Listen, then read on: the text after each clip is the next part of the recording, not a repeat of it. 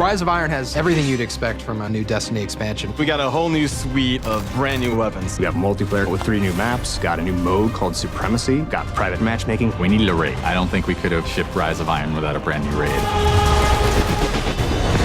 Tons of new armor, tons of new gear. There's a story campaign with characters and cinematics. New public events, new patrols, and new secrets to uncover.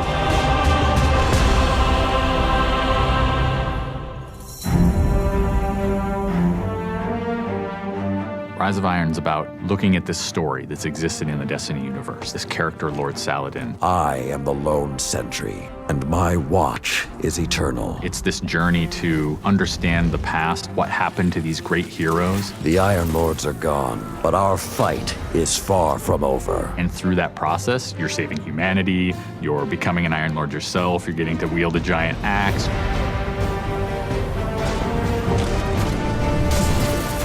The idea of playing through a blizzard is something that we've never tried, and you're going to see that in Fellwinter Peak. Fellwinter Peak is very interesting because we've never had the player fighting through a social space before. When you walk in there for the first time and the fire's lit and it's just casting glow up onto these 8 heroes, you've been holding their weapons for 2 years. When we can take those elements of Destiny and put them all together into one coherent moment, I think is awesome.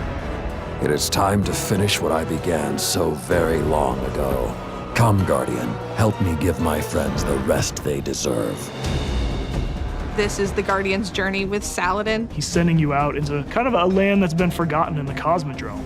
You're going into Earth, but it's changed. It's actually expanded. You'll see the plague lands, post-apocalyptic sky, there's lava welling up from the ground. We know the devils have been digging into the Cosmodrome for years. They've been looking for something. Well, what they found is Siva. It is a nanotechnology that can be used to shape things, but they're not trying to use it to build, they're trying to use it to destroy. They've started mutating their bodies, turning themselves into giant monsters, transforming the landscape, even of the Cosmodrome, into this horrible, burning fortress world. Hell's loose in old Russia. Every second we stand here, Siva's influence spreads and the Devil Splicers grow more powerful.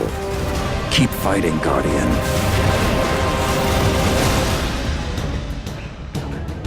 After the campaign finishes, you have patrols that really tell the story of this continued infestation in the land. And we have a new strike that shows just what the Fallen are doing with the Siva.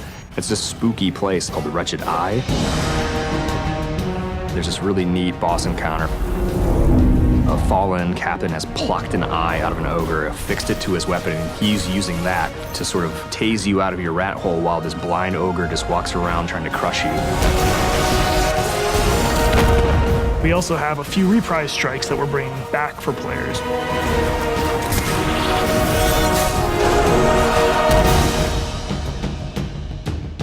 We very consciously set out to create a journey. This is arc of claustrophobia, space inside the wall. And then you get on top of it, and it's sort of this amazing breath of fresh air. You get this vista from the Cosmodrome, it's lit on fire, and there's this death Zamboni who's just trying to crush your bones to dust. This giant machine with a ball arm, spikes on it. What does it mean in a raid when you got to run? I actually want that tension to exist. There's something really emotionally powerful about going on a journey, reaching to the top of the mountain and then crashing back down, confined once again. I think players had a lot of fun when they played Court of Oryx on the Dreadnought, and so we wanted to create a similar type of experience in the Plague Lands, give it this different theme. You ready for this? Almost Thunderdome, Mad Max kind of feel where you jump into the ring and the walls get closed off and then it's just fallen start pouring out. Here they come. And you get a giant flaming axe and you just start beating the crap out of guys.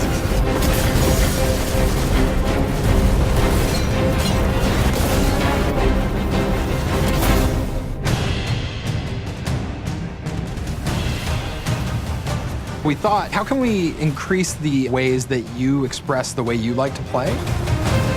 And what we came up with was putting different talents on the artifacts. The artifacts are these relics of the fallen Iron Lords. So you'll quest to earn one of those, and then your last step of that is taking that artifact to the statue of the fallen Iron Lord, fully empowering that for you to use as a player. whether it's negating all the dot damage in the Crucible, or whether it's infinite sprint, or turning Fallen onto your side. Which is really, really cool, by the way. The artifacts that Tyra offers change every week.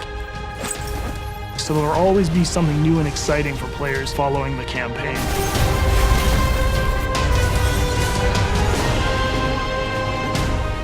When you put snow, everyone thinks of pelts and cloaks and hoods. Wouldn't be a knight's tale without a knight's armor. When you look at the Iron Lords and you look at the Raid set, you look at the Iron Banner set, or you look at Trials of Osiris, they're all new with a much wider palette that players can pull from. And when you throw ornaments on top of all that, we're going to see a lot more variety in gear. So the ornament system is this really cool thing that lets you take some of your favorite pieces of gear and then you customize this weapon the way you want it to be.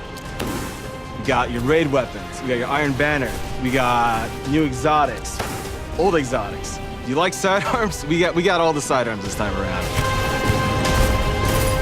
Gallahorn, enough said. Coming to the Crucible and Rise of Iron is a new game type called Supremacy. Defeat your enemy, claim their crest. It's a fast-paced 6v6 game mode where every kill you get, Guardian drops a crest. Picking up the crest gives you points. Their glory goes to you, Guardian. It's a constant battle over picking up crests and making sure that you're with your team and not out of position. If you pick up an enemy crest, you deny the enemy those points. Excellent recovery. We have new maps. We always have new maps. There's Last Exit, lots of twists and turns, lots of really good close combat. Then there's Skyline, a Clovis Bray headquarters building on Mars. It's a symmetrical, large map. The last one is Floating Gardens, which is an open map. One thing we're really excited about in Rise of Iron is the introduction of private matches. Can't wait to see what people are going to do. They're going to be able to fire up whatever match they want, play with their friends, host tournaments, have fun arcadey games. They don't have to worry about our matchmaking stuff. They can do it all themselves.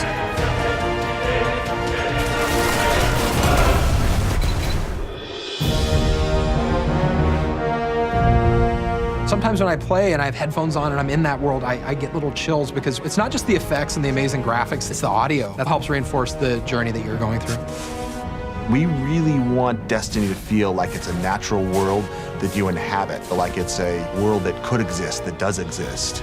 The score is incredibly strong, and the work that the audio team has done on this game, it lights you up. It becomes something bigger than just a mountain and just a fight. It becomes an experience, and you hopefully get lost in it. That sense of fun, that sense of adventure, that sense of the unknown, I want to see that translate to our fans and our players. When you see your character at the end of the campaign, I really, really hope that you feel triumphant and proud, like, wow, I'm becoming an Iron Lord.